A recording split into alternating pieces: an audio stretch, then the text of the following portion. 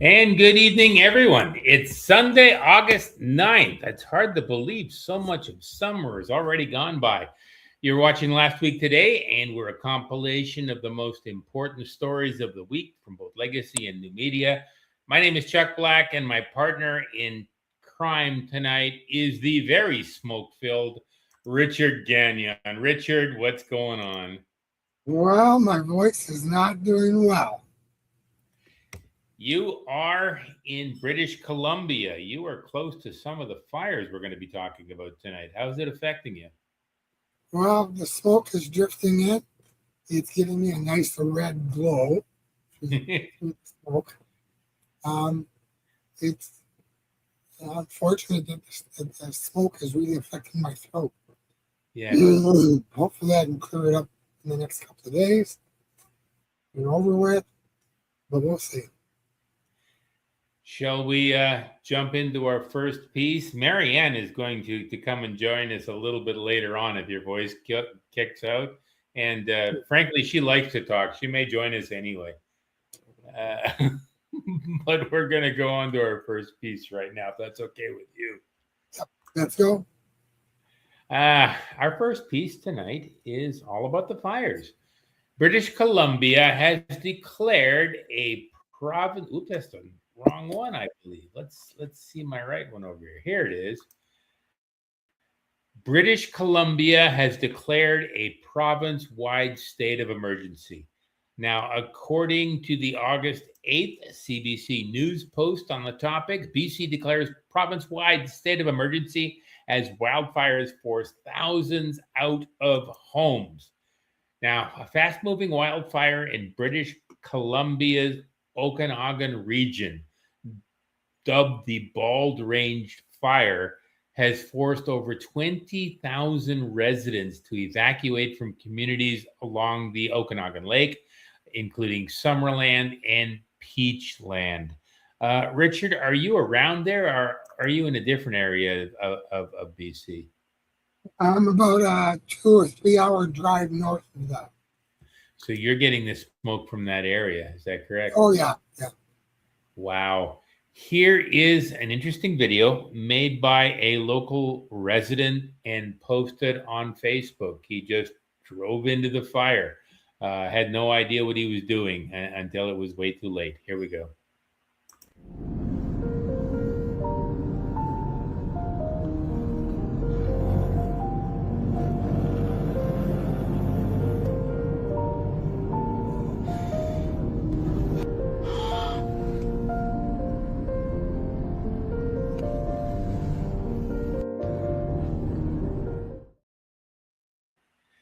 Now, quite frankly, I think that would scare the crap out of me if I started driving through that.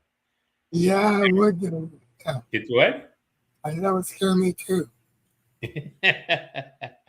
Now, the blaze has been described by officials as spreading like a bomb going off, with flames threatening residential areas and critical infrastructure. And this marks one of the most significant evacuations of the 2026 fire season. And it raises some serious questions about Canada's preparedness for increasingly severe wildfires, which legacy media insists must be driven by climate change. Now, with insured losses from wildfires in Manitoba and Saskatchewan already reaching almost $500 million in 2026, this latest disaster puts additional pressure on provincial and federal emergency response systems and the insurance markets that pay for this stuff when things go wrong. But we've talked about this story before, and here's the challenge. As of the August 9th CBC News post, under the title, What You Need to Know About BC Wildfires on August 9th, there is right now no exact official number of structures destroyed in the Bald Range wildfire, which is the primary focus of the most recent explosive growth in fires and mass evacuations near Summerland. There are no confirmed fatalities or specific industry counts. And officials, including Premier David Eby, have confirmed that homes have been lost and there has been significant structure loss, particularly in areas like Falder, which is west of Summerland, Garnet Valley, and Prairie Valley.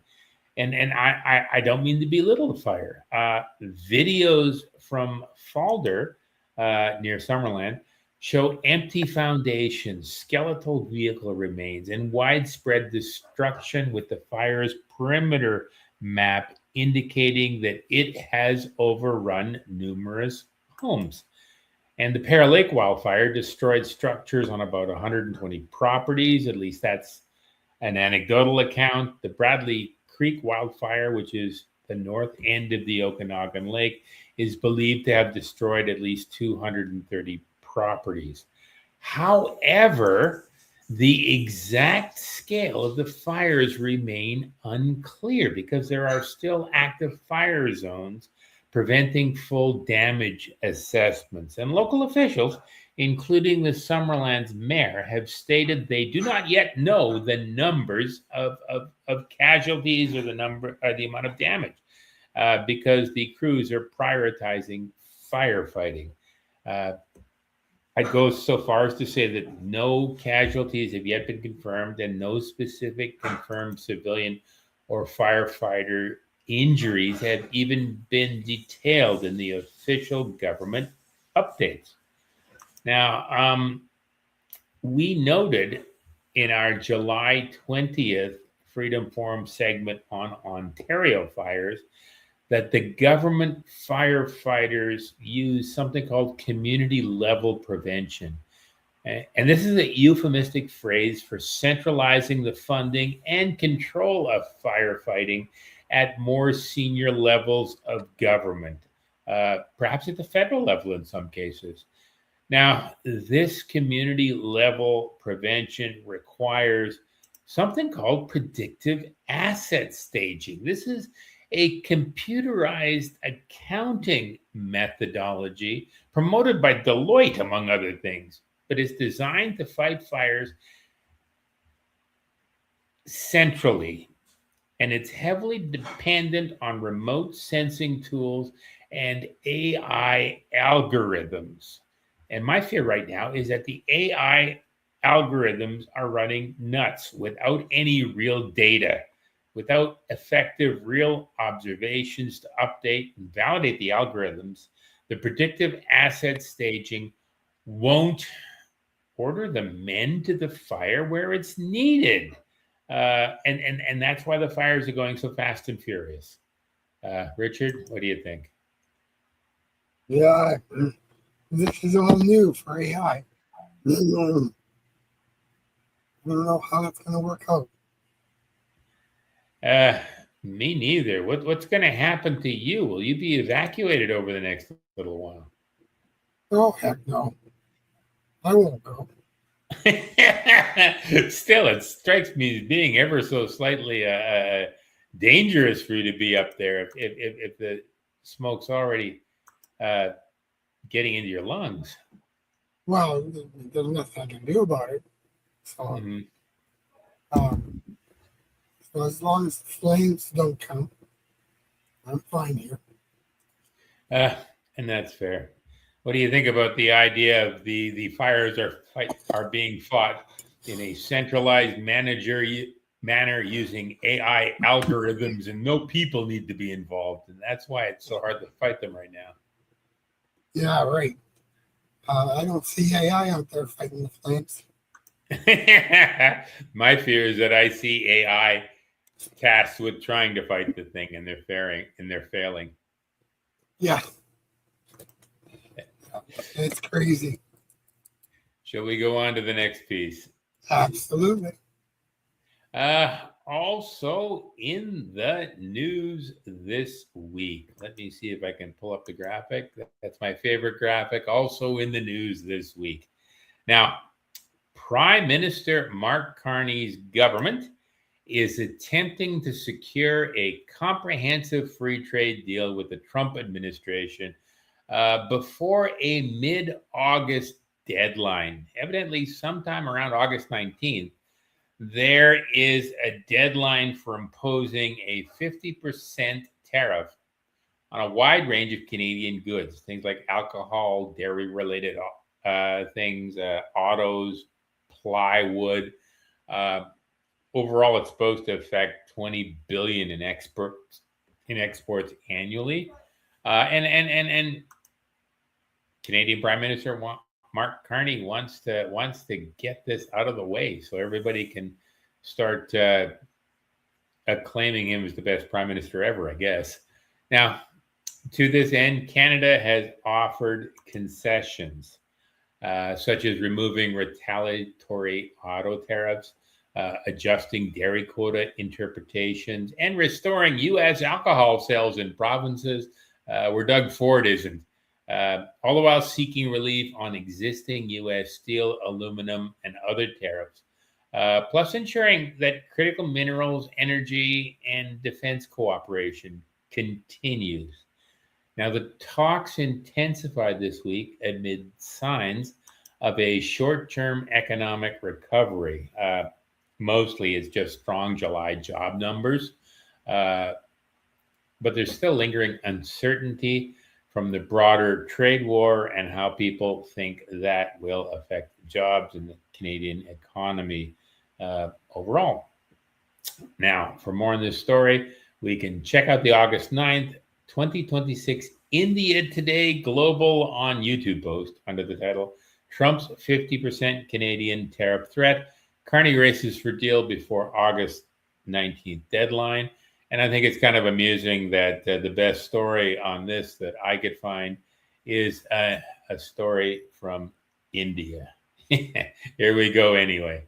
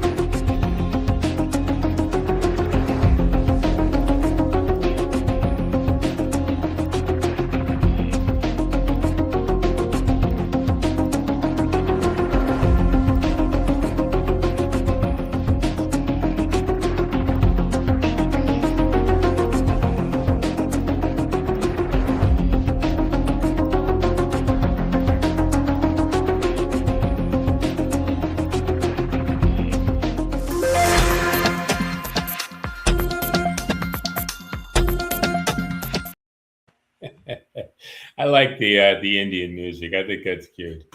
Yeah. I also think it's worth noting something I forgot in my first diatribe, the August 9th CBC News post, all about Pierre Poilievre. Poilievre's letter to Carney, no more caving to U.S. demands in trade and tariff talks. And I think it's kind of amusing that even opposition leader Pierre Poilievre is demanding that Prime Minister Carney show some backbone and stop caving into U.S. demands.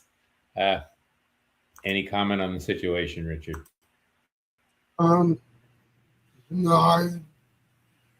all this stuff about tariffs is just a waste of time. And we've talked about this before. It's first off, I agree with you. It all seems to be kabuki theater. It's people talking about it, but not doing anything about it. All the costs of things, particularly food and gasoline, keep going up no matter what the tariff's all about. I'm starting to get the impression that these tariffs are just a way to hide ever-increasing inflation.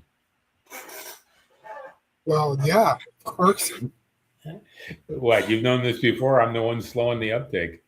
Yeah, it is inflation, and there's nothing that the people can really do about it. Ouch. That causes me a certain amount of concern. I don't want to stretch your voice. We can talk details about it later on, but geez, man, I think you're right. This is all inflation. This has got nothing to do with tariffs. This is just Carney trying to hide inflation in trade talks. No, it's not Carney. It's Trump. No, it's Soros and the others, Rockefellers, Rothschilds.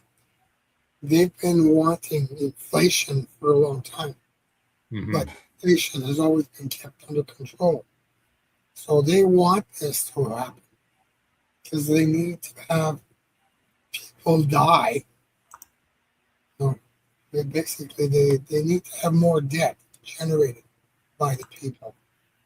So the only I understand, and I know you've told me this before. Yeah, and I think you're right. To me, it's it's stuff we gotta start dealing with. We haven't had a major inflation thing in years.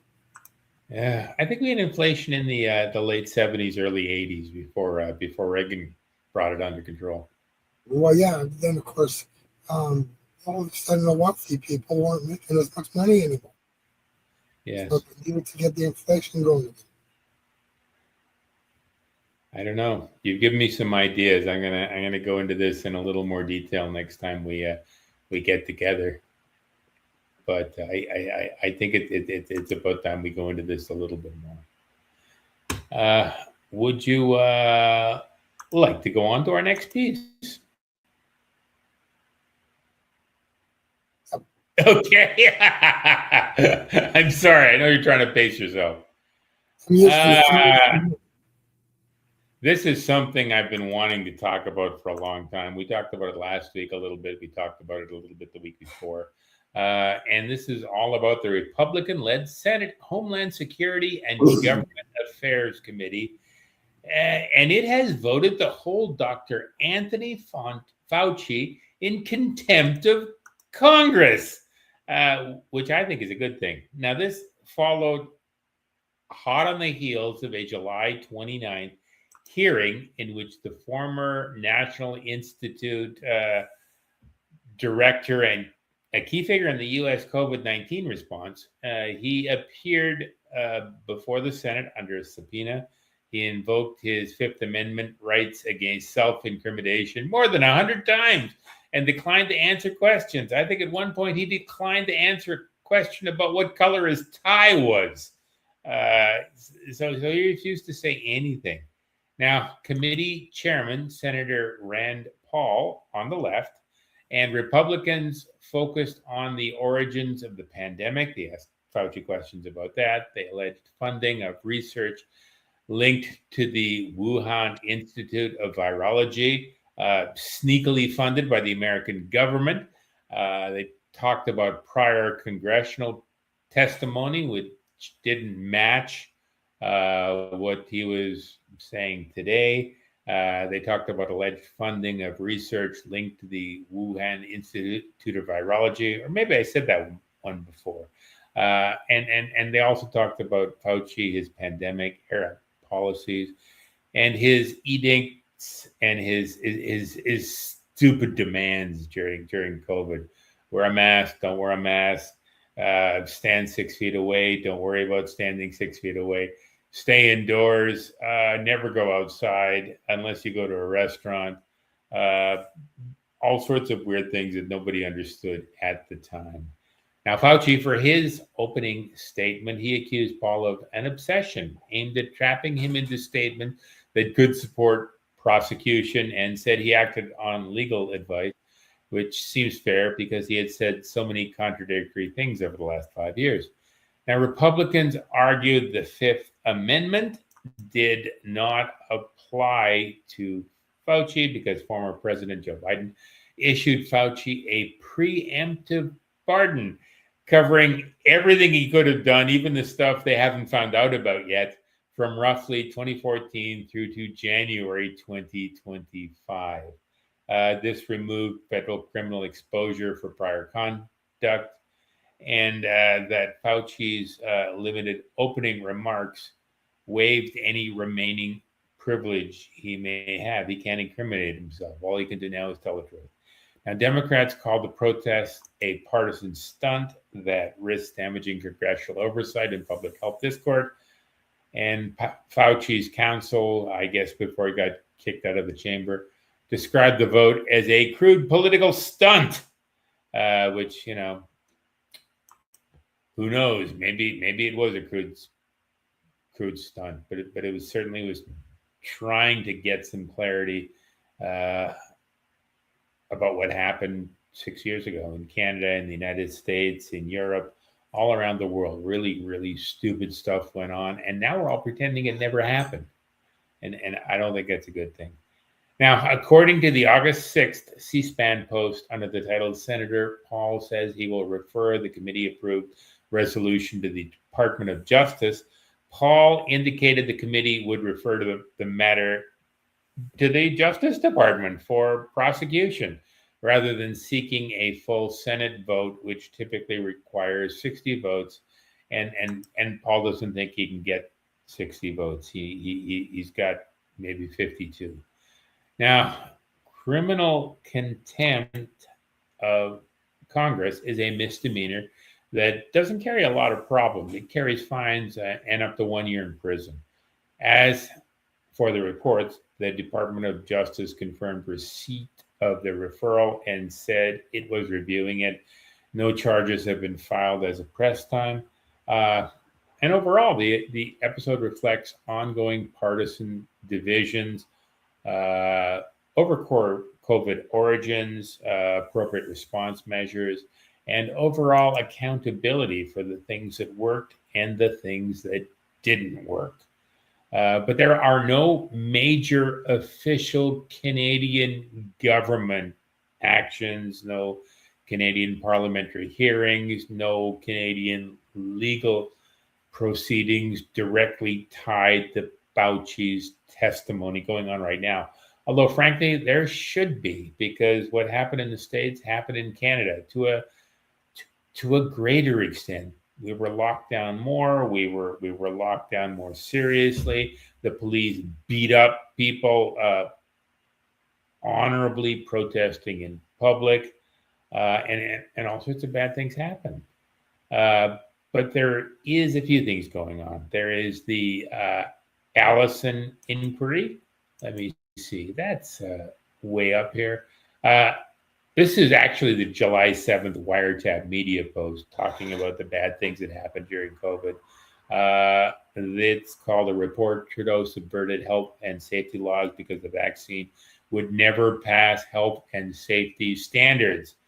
And because of this, Wiretap thinks the Canadian government has good reasons to not comment on the Fauci testimony and ignore the Fauci testimony. Now, it's also worth noting the Allison inquiry. This is a nonpartisan, citizen-funded, volunteer-led Canadian initiative that's focused on providing a neutral public forum for Canadians to share personal experiences of vaccine injuries, which they or others might attribute to COVID-19 vaccines. That inquiry begins taking public testimony on September 8th, and I think it's well worthwhile taking a look at it. Now, the Allison inquiry is a follow-on to the 2023 National Citizens Inquiry and on COVID-19. It's expected to cover much the same ground as the upcoming Allison inquiry. Now, rules for participating in the Allison inquiry will be in the show notes, which are posted tomorrow. And I hope people here will consider testifying before the Allison inquiry, and I hope the Americans will keep trying to figure out what the hell Fauci is trying to keep secret. Richard? First off, I'll plead the fifth. I might as well do a Fauci. Secondly, my story will cover a little bit of this stuff today. No, I understand that completely. I hope something happens in Canada. Canada is generally 2 years behind the United States in acknowledging stuff and moving on. So we have another 2 years. At least we have a couple of real heroes here. We have the truckers convoy people who are slowly getting their day in court and being exonerated slowly and painfully and ploddingly, and after huge amounts of money are being spent. That's going to be the demise of the legal system. It takes too long to get anything done. You need to have a common law so that you can go in with a verified,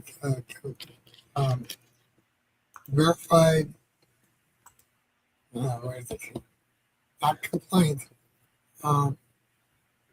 But anyways, you go in with common law, and it gets resolved within days. Yes. The legal system, we got to do this, that, the other. No. And we got to spend all this money on these other stupid things.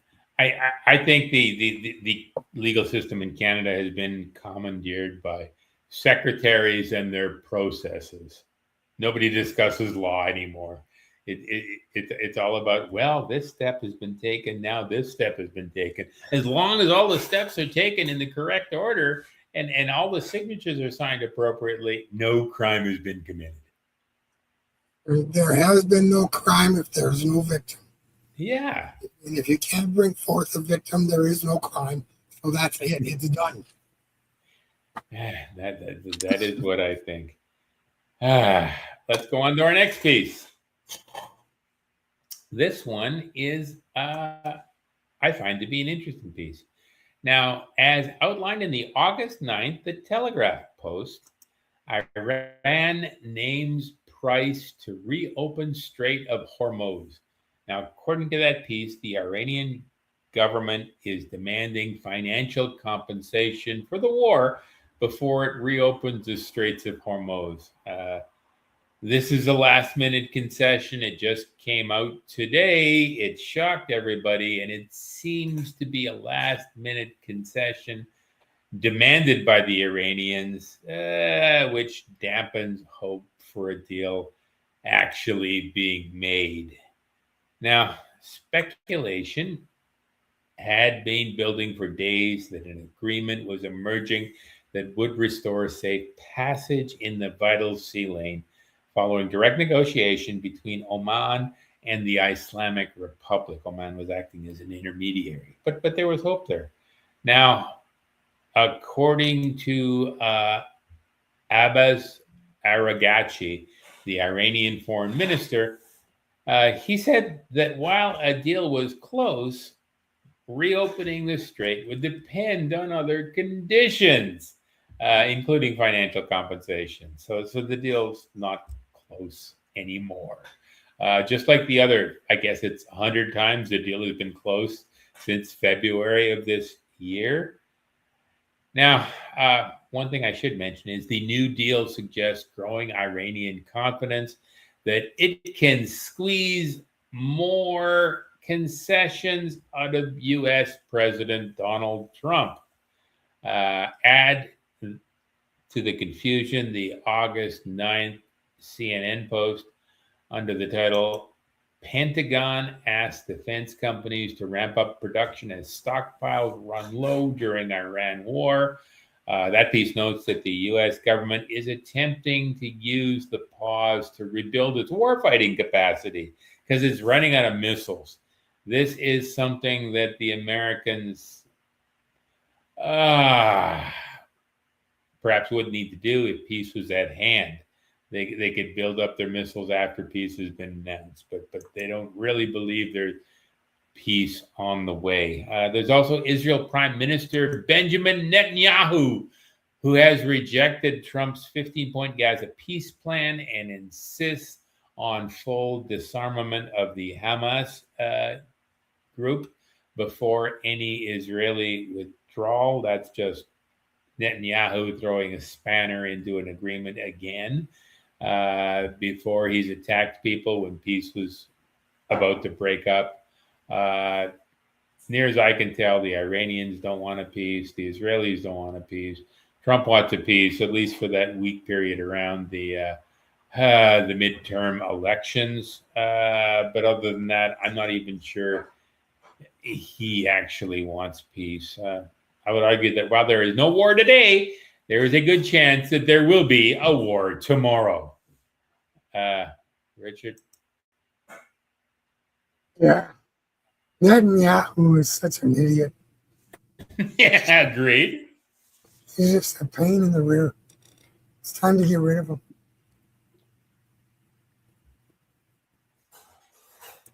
It's what? It's time to get rid of him. I agree 100%. I don't know what else to say. We've said this before. I suppose we can go on to our next piece. Yeah, well, my voice doesn't allow me to really say too much tonight. I know you're usually far more talkative, but I agree. You're right. You're good for a sentence right now. So we're going to go on to the next piece. This one has a nice, really cool video. It's all about algorithmic or dynamic pricing. It's real. And according to the August 5th, 2026 Wall Street Apps on X post, right there, the author of this post literally gasped watching this. And here's the video. I find the video modestly scary. Here we go. Big tech is secretly overcharging us based on your personal data and what they think they know about you. It's price gouging, predatory, and evil. So I decided to fight back and trick the data into giving me lower prices. And my first step was to become someone else, or I guess something else. So I used the Wyoming corporate loophole and hired a registered agent to set up an LLC on my behalf to hide me from the system. That's that extra layer of privacy you're looking for. I named the new entity after someone that looks like they would have less money than they actually do to trick big data into thinking I'm poor, therefore I have less money to spend. So I named the new entity Frank Reynolds, which I could then get a credit card for, which I then used to buy the cheapest possible smartphone, which costs only $20. Or I guess it's changed to $30 since filming this. It's called the Track Phone, which is perfect because I wanted this phone to track everything I do. So I went to the lowest income zip code in Minnesota to activate the phone and opted in to all tracking options. But I needed to give this phone data to trick these pricing algorithms. So I made a Craigslist post seeking an improv actor to portray someone with the lowest intent to purchase everything. And I can't emphasize this enough. I found the perfect person. Hello, Comrade Trip here. That's his actual name. So we arranged to meet at a parking lot. That's when I gave Comrade Frank's track phone and Frank's credit card, and Comrade was now Frank Reynolds. Frank Reynolds LLC, at least. And his mission was to trick the phone and all of the data watching him into giving him a better deal than me. What he didn't know is that I would also be watching him so I could figure out exactly what he did. He downloaded the MTA bus app, but he didn't actually buy a ticket and instead took the bus for free to Dinkytown where all the poor college kids live, signaling to data brokers that he really didn't want to buy anything. He then went into McDonald's where he downloaded the app and Googled cheapest item at McDonald's and then again didn't buy anything and just asked for water. Hi, I just wanted a water. Water? Yeah, there's, please. For 4 hours, Frank went business to business, asking and searching on his phone for free stuff. I was wondering how much would just a cup of brown rice be? Just a cup of brown rice is free. Oh, okay. The only thing he actually bought was a single banana from the Target app and ended up giving it to these guys. Hey, did that guy just give you something? Oh, just give me a banana. Yeah. Oh, cool. That's nice. Then we met up back at the parking lot to see if his prices would finally be cheaper than mine. We're gonna test the Uber, right? Yeah, okay, go from here to Union Depot. Yeah, about $3 cheaper for Uber X. So that phone is $3 cheaper? Yeah. On average, Frank's prices on Uber were 11% lower than mine. Comrade was a genius. Oh, here you go. What's this? Yeah, don't never pay for sugar. And this whole thing was just step 2 in a 3-part plan where I tried to trick big data into giving me a better deal than my other self. It's a whole YouTube video where I actually ended up getting an even better deal than this, so you'll have to go check that out. Sorry. This dynamic pricing, charging Americans different prices for the exact same service or items, is happening way more than you think, and way more than I thought, actually. So here are some concrete examples of companies that are doing this right now. They're using dynamic pricing. Instacart is a strong example, but keep in mind, they got caught very, very publicly, and then they backtracked and said that they weren't going to do it anymore. I don't know if they still are, but they definitely got caught doing it. I've made multiple posts on that. Delta Airlines, they're doing it. Multiple other airlines are doing it. I know JetBlue is doing it. Amazon is doing it. Wow, what a shocker there. Uber and Lyft is both doing it. We have Target, they are doing it. Home Depot, Kroger. So even grocery stores are doing this. And here are some well-documented cases. There's some at airlines broadly. We know this. McDonald's, Starbucks, RealPage, Washington Post. So they're actually charging different subscription prices for the news. That's wild. Fast food places like Wendy's. So this is just going to keep happening. It's going to happen more and more and more. And we have to put a stop to it because nobody should be paying a different price just because your phone says that you have less money. And you know what's wild is I actually just made a post about this today. Senator Josh Hawley is in a hearing and they're doing one on JetBlue, and they were caught basically charging people more based on the data they collected, like if it was for a funeral. So this person here, they needed to go to a funeral. So JetBlue saw that in their data and they doubled the price of their airline ticket. Just listen to this. This is one of the biggest scams in American history. Do you think that it would be fine to double or triple the price of an airline ticket for someone flying to a funeral? There was a disturbing incident that played out on Twitter, on X, that shed some light, I think, on how airlines are using surveillance pricing in real time right in front of us. I think I've got the relevant exchange over my shoulder here. You have an ex-user who in April, this is April of this year, posted that he had seen a $230 price increase in one day when he was booking travel for a funeral on JetBlue. $230 price increase. They're going to figure out how they can rip you off one person at a time.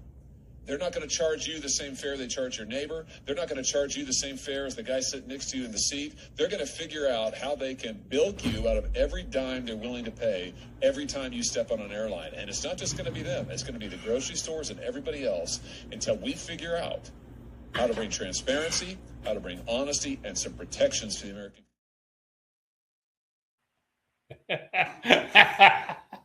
I particularly like the part where they charged the guy going to a funeral twice as much because they found out he was going to a funeral. Yep. Who said there's no profit in death? I don't know what else to say. I think it's important to note that. Let me see if I can find this. The federal NDP came out against dynamic pricing, algorithmic pricing. It's the same thing. If you like it, it's dynamic. If you don't like it, it's algorithmic. But they came out against dynamic pricing in April of this year, but the issue failed to catch fire, and they haven't talked about it since. So who knows where this is going? I know when I worked at the grocery store, the prices weren't on the stickers anymore, and the price was automatically put in at the cash register, and nobody knew what their prices were. They had some idea what the overall price would be, but this is the sort of thing that very, very easy to implement these days, and just this is what our modern day panopticon is. I don't think, well, in the case of where I shop, they can't justify the expense for the equipment to do that. I agree. Cash helps us. It gives us a bit of a barrier. It's harder for them to charge us or to overcharge us. Yep. So I don't know. We already mentioned Pierre Poilievre once. I believe it's time to mention him again because the Federal Conservative Party has again lost another member of Parliament. Now, according to the August 8th Juno News Post, under the title, Juno Jumpstart, Conservatives Lose Another MP as Larry Brock announces an exit. Now, the story talks about how Conservative MP Larry Brock will, be resigning come September. Just like a whole bunch of other Conservatives, he's become the seventh Conservative MP to leave the caucus since the 2025 election. Nobody really knows why, but there does seem to be a lot of them. Richard, why do you think the Conservatives are losing all their MPs? Well, I think it's because of their leader. You don't like Poilievre? No, he's not. He's not doing a good job at all. Neither is Carnage. I agree, they're both wimps, but they both seem to be on the same side. Yeah, they do. Yeah. So they're both lip cons or con Yeah. lips. I mean, they nickel and dime each other. They talk about the processes, but they don't talk about how some things that the Carney government does are just wrong. They don't talk about the conflict of interest. They don't talk about what's good for the people. They talk about isn't it really good that we temporarily canceled one government program so we got an extra $20 on our paycheck next month. Right. And I'm not sure that's a good thing. Couple more pieces. I will start diatribing again. I've had so much fun tonight. I get to diatribe more than normal. This is about online censorship in a vague, roundabout way. Now, according to the August 7th Reclaim the Net post under the title Meta fined $567 million in ruling that points to digital ID. The story notes that Chief District Court Judge Byron Beedscheid has ordered Meta to pay that amount to $567 million to a New Mexico abatement fund. Case was in New Mexico, so it's going to a New Mexico abatement fund. And this is after the ruling that its platform, the Meta platform, was a public nuisance that significantly contributed to the state's teen mental health crisis. Now, the decision stemmed from a 2023 lawsuit by Attorney General Raul Torres against Meta and Mark Zuckerberg for failing to protect children from abuse, solicitation, and trafficking. Now, the jury had earlier imposed a $375 million fee for penalties under the Unfair Practices Act violations. Maybe I'm getting smoke up here too. Anyway, the jury found that Meta knowingly harmed children's mental health and hid knowledge of the exploitation on its platforms. The court case said that Meta knowingly harmed children's mental health by the very function of how it operated, which I thought was cool. It encouraged kids to always be on there. It encouraged them to not go outside. It encouraged them to play stupid games. It encouraged them to do a lot of stupid things. Now, the judge refused broad age verification mandates. These are already the law of the land in many states. and he cited the Children's Online Privacy Protection Act and their ban on collecting data from under 13s without parental consent, and this includes passive tracking. The Americans have these broad age verification mandates that cannot be enforced without tracking underage children, which is also against the law, particularly in Texas and some other states. Now, any state proposal for near perfect verification or judicial error age checks, any proposals like this were deemed to be unreasonable. Instead, the judge adopted Meta's existing narrower plan to improve AI assurance models in New Mexico, develop a dedicated under 13 prediction system within 2 years, and treat accounts of uncertain age as under 13 or 18 years old until verified. Meta must also delete any data they've collected so far from under 13-year-olds, and they must create a portal for schools and safety groups to flag unsuspected underage accounts. This is really complex and it's really confusing. And here's the punchline. The Reclaim the Net post contends that while the order avoids explicitly requiring ID checks, its reliance on profiling, verification for adults, and tighter controls effectively advances digital ID systems. And it ties the ruling to national efforts such as the KIDS Act legislation to ostensibly protect kids by tracking kids. And it also notes the funds paid over 5 years atop prior penalties, support treatments, prevention, and awareness. And it also notes that Meta is required to report its progress twice yearly towards coming up with a proper solution. And how's that? That's a court case that even I don't understand. And I wrote it for a couple of hours, and it basically said Meta must come up with a solution at some point, and we're going to track you until you do so. What do you think? Well, when Travis and I were doing Not TV, Yeah, we had to, we discovered all the different age groups around the world.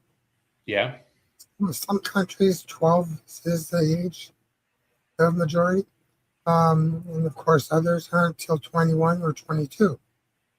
yes. So, of course, trying to verify that, to find out the IP they're coming from, but it's easy to spoof those. So anyways, we had a lot of things that we were trying to accommodate in the Not TV. So You go. yeah, so you can tell that Meta and all those others right now are going to have some major issues because there is no consistency around the world. I agree. One of the initiatives is to track people by their online behavior. So if you're particularly juvenile, or if you do particularly bad jokes, maybe you can't get on Facebook anymore. Yeah, who knows?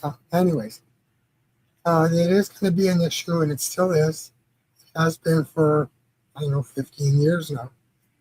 How do you validate? Now, of course, a lot of them require you to show your government ID. Yeah. But a lot of people don't have government ID. Mm-hmm.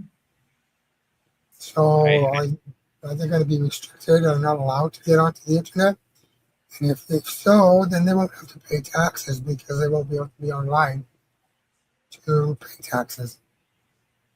This is the problem. The near as I can tell, the elites want us all online but trackable, and some people are going to stop going online if this gets too nutty. Oh yeah, of course. Yeah. So I don't know where I don't know where this comes from or what's going to happen, but just I get the impression that the courts, particularly in Texas and New Mexico, are trying to thread the needle in a way that doesn't end up making sense to anybody. Right. We have one more piece today. I'm going to ask you to cue it up because it's your piece, and it's a great piece. I listened to it twice. I thought it was outstanding. Do you feel strong enough to cue it up? It's about COVIDiots. Yeah, and I have a lot of friends who are like this. Yes, I know. And let's see how many people will stand up and say, hey, that was me. Here we are, the August 8th Mungo Minds on BitChute post, The COVIDiot. The COVIDiot and the Quest for a Free Hot Dog by John Cooper. This is the tragic story of the COVIDiot. The COVIDiot couldn't think for himself. He trusted the authorities no matter how ridiculous their rules were. He did everything he was told no matter how absurd it was. The man on TV announced a deadly virus going around the world, a pandemic, even though there was no actual evidence of that in the real world. Just give up all your freedoms and lock down in your homes, the man on TV said.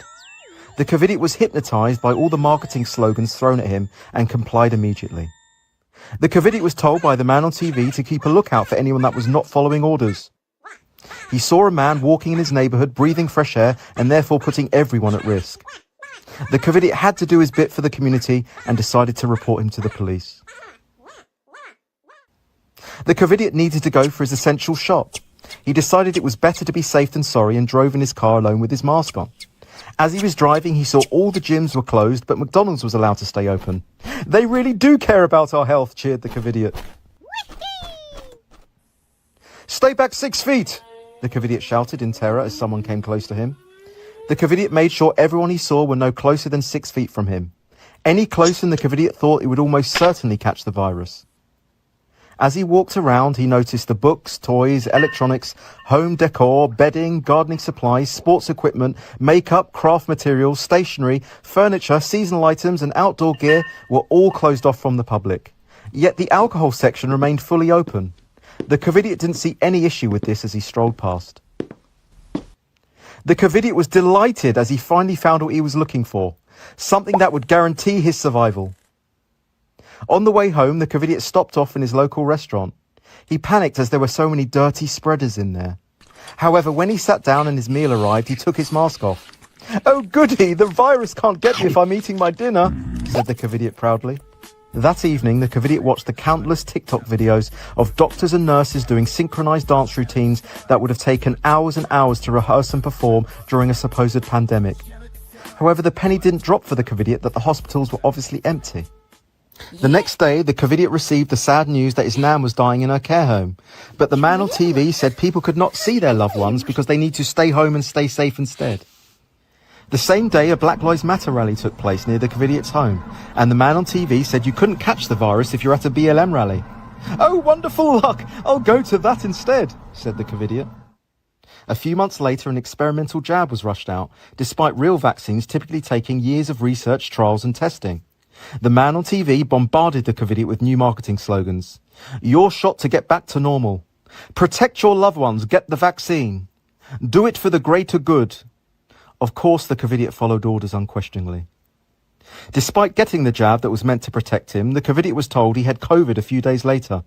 Instead of questioning this, the COVIDiot was programmed by the man on TV to believe that he wasn't safe until everyone had this jab. The COVIDiot was programmed by the man on TV to target those who thought for themselves and question the mainstream narrative, belittling, shaming and coercing them into getting the experimental injection that doesn't protect you. If they chose not to, he would shout the insults he was programmed to use, like "tinfoil hat wearer," in an attempt to force compliance. That weekend, the COVIDiot went to watch his favourite football team play. Multiple players collapsed with heart issues on the pitch and there was a medical emergency in the crowd. "But this has always happened," said the COVIDiot confidently and reassuringly. Just 3 weeks after his experimental jab, the COVIDiot was rushed to hospital. He had a heart problem, developed blood clots and got a turbo cancer. But he just couldn't connect the dots. "I must have long COVID," sighed the COVIDiot. The man on TV was now moving the goalposts and saying one jab wasn't enough and that everyone now needs a second jab to be fully vaccinated. Only then could they have their freedom back. I have no choice but to take the second jab, said the COVIDiot, who had only just got out of hospital. I mean, how else can I have a holiday in Mallorca? Now the man on TV was demanding a third jab, a booster.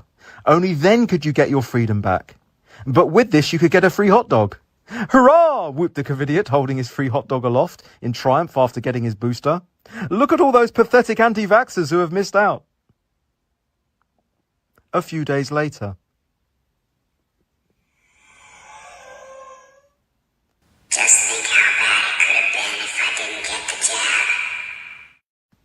The COVIDiot and the quest for a free hot dog, out now on Amazon.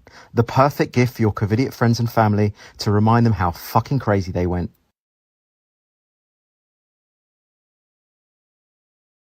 Oh, Lord. How many people do you know that fell into that category? It's amazing. Yeah, at some point people are going to write about that time, and they're going to think we're all completely nuts. Yeah. Just like we thought the Nazis in World War II were completely nuts. We never would have become Nazis. None of us. No. Yeah. What's interesting is he didn't cover anything to do with the death jab drive-through that they had in Calgary.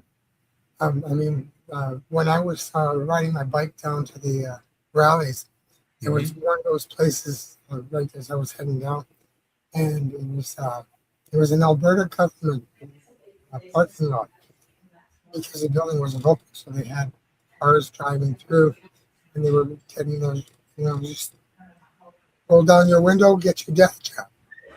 Mm-hmm. So. Yeah, I agree. There's just the memories we both have. Can you hear me now? Hear you. Okay. There's some noise in the background. Oh, okay. I don't know. I think we just wind up the show. I love the COVIDiot.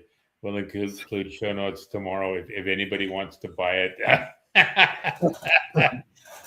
I think that belongs in a last week Today show with Dr. Fauci. Yeah. If you are up for it, you do a show Monday, Tuesdays, Thursdays, and Fridays at 7:30 a.m. on a number of stations, most notably Twitch TV, Muggle Minds Productions. And you are doing those next week, or are you going to rest up with your cold? And I'll be playing a 41-minute show tomorrow morning. Okay. What happens when millions of AIs must profit or die? That actually sounds like fun. I might want to watch that. Yeah, and then Tuesday I've got 8 stories lined up. Tuesday's going to be the 10th, the 11th. Mm-hmm. And let's see if I can hop over to that. Wake up. Okay, so anyways, Tuesday I've got 8 stories. I think I still got those, so I'll be doing those tomorrow.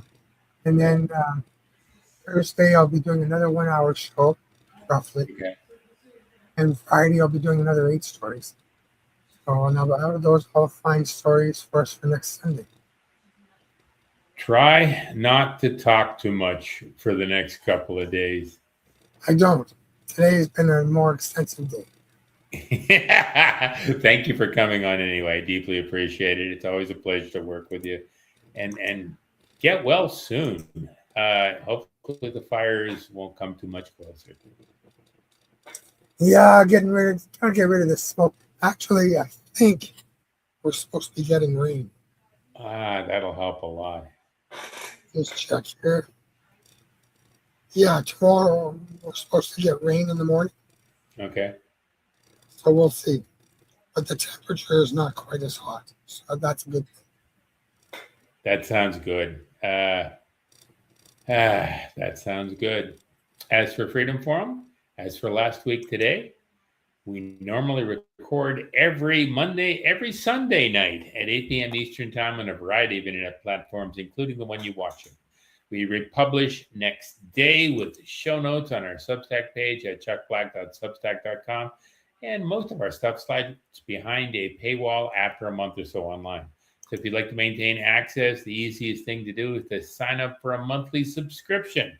$20 a month, $160 per year. This entitles you to access archive posts, anything over a month old, and includes lots of in-depth articles not covered in our regular stories. And my name's Chuck Black. I directed this show using StreamYards, which both Richard and I recommend, but only if you sign up using either Richard's or my link. We do this to get a little bonus at the end of each month from StreamYards to help defray some of our costs. Now, the show notes will be up on Substack tomorrow. Hopefully, the clouds will dissipate and the fire will tamp down, and we'll be back next Sunday at 8 p.m. with another episode of Last Week Today. Good night, everyone. Richard, how did I do? You did great. Good night, Richard. I'll see you in a couple of days. Okay.